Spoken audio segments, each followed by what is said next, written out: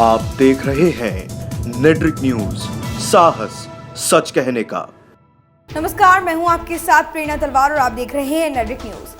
और लोकसभा चुनाव जैसे जैसे पास आ रहे हैं वैसे वैसे राम मंदिर मुद्दा सियासत में तूल पकड़ता जा रहा है, जिसकी वजह से सियासत भी दिन पर दिन गरमाने लगी है। विपक्ष भी सत्ताधारी बीजेपी पर तंज कसने का मौका नहीं छोड़ रहे हैं। साथ ही केंद्र सरकार के भी कुछ नेता अपनी सरकार पर राम मंदिर मामले को लेकर सवाल करते नजर आ रहे हैं। वहीं सभी साधु संत भी मोदी सरकार से राम मंदिर की उम्मीद लगाए बैठे हैं। ऐसे में बीच में भारतीय जनता पार्टी के नेता और राज्यसभा के सांसद सुब्रमण्यम स्वामी ने बीजेपी मुखिया पीएम नरेंद्र मोदी को एक फॉर्मूला सुझाया। स्वामी ने ट्वीट करके कहा है कि प्रधानमंत्री नरेंद्र मोदी को अयोध्या की विवादित जमीन पर विश्व हिंदू परिषद को और साधुओं को सौंप देना चाहिए। सुब्रमण्यम स्वामी ने अपने ट्वीट में पीएम मोदी को सलाह देते हुए कहा है कि वो सुप्रीम कोर्ट में जमीन पर टाइटल सूट के मामले को 2029 तक चलता रहने दें, लेकिन पीएम नरेंद्र मोदी विश्व हिंदू परिषद और प्रमुख साधुओं को आज ही वो विवादित जमीन सौंप दें ताकि मंदिर का निर्माण जल्द से जल्द किया जा सके। सुप्रीम कोर्ट के फैसले के बाद में सेक्शन 300A का प्रयोग कर उसकी भरपाई कर दें।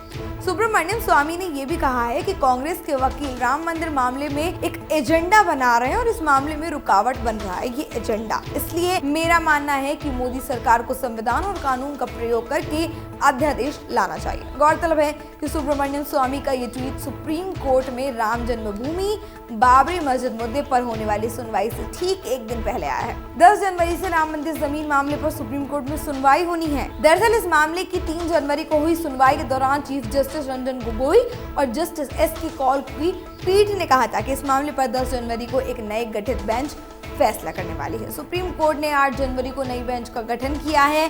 सुप्रीम कोर्ट के चीफ जस्टिस रंजन गोगोई के नेतृत्व में एक नई बेंच का गठन किया जा रहा है, जिसमें justice S A. Bobde, justice N V. Ramana, justice U Lalit और जस्टिस चंद्रचूड़ शामिल हैं। राम मंदिर निर्माण को लेकर काफी सालों से सारा हिंदू समाज अपनी आंखें लगाए बैठा है और इसी के कारण साल 2014 में देश की जनता ने मोदी सरकार को इस विश्वास के साथ जिताया था कि वो इस मामले पर जल्द से जल्द कोई ना कोई फैसला लेंगे।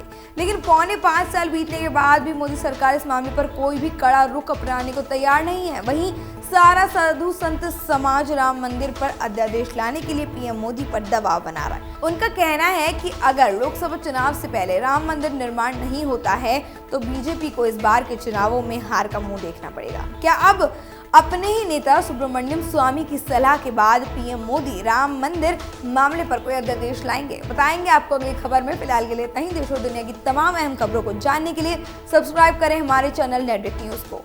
हमारे साथ जुड़े रहने के लिए हमारे YouTube चैनल को सब्सक्राइब करें, साथ ही बेल आइकन को दबाएं। नेट्रिक न्यूज की खबरें सबसे पहले देखने के लिए।